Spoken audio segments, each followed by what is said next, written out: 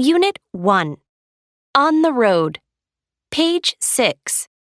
Listening. Biking the Pan American Highway.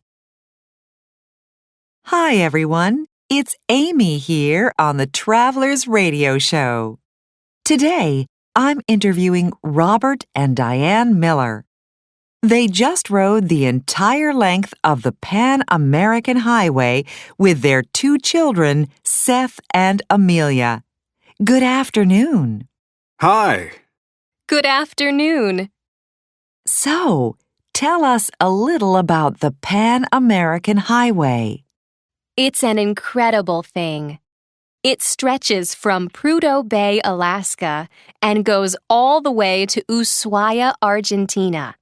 That's the extreme north of North America to the extreme south of South America. That's almost 28,000 kilometers. Wow! Did you ride the whole way? Most of the way. There's a small section in Panama that you can't do on a bike. It's too dangerous. There aren't many transportation options either, so we took a plane over it. How old were your children? Seth was 13 and Amelia was 11 when we started.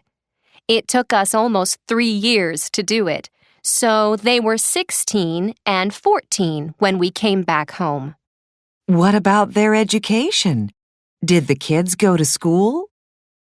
We brought along homeschool material for the 3 years, and we tried to do that, but we were riding between 50 and 100 kilometers a day.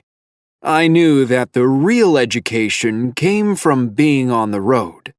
We were seeing so many amazing things every day. And I used to be a teacher. That helped a lot.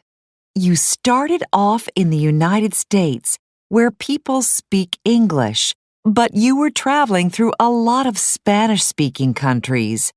How did you manage that? I spoke a little bit of Spanish before we started, and that helped. But we all tried to learn some Spanish as the trip progressed. By the time we reached Argentina, both kids were able to have simple conversations with the people we met. Seth is actually quite fluent now. What about food and drink? We ate in lots of restaurants, obviously, but we also made our own food, like sandwiches for lunch. That way, we didn't have to stop and find a restaurant to eat at. We usually just took a quick break for lunch and kept going. What about health care? Did you ever get sick? Yeah, a few times. Once, when we were riding through Colorado, I hit something in the road and nearly broke my arm. And Diane had a bad allergy while we were in Ecuador. But nothing more serious than that. What about communication with your family back home? We had a laptop. I wrote a blog post every week. What did you miss the most? 3 years is a long time to be on the road.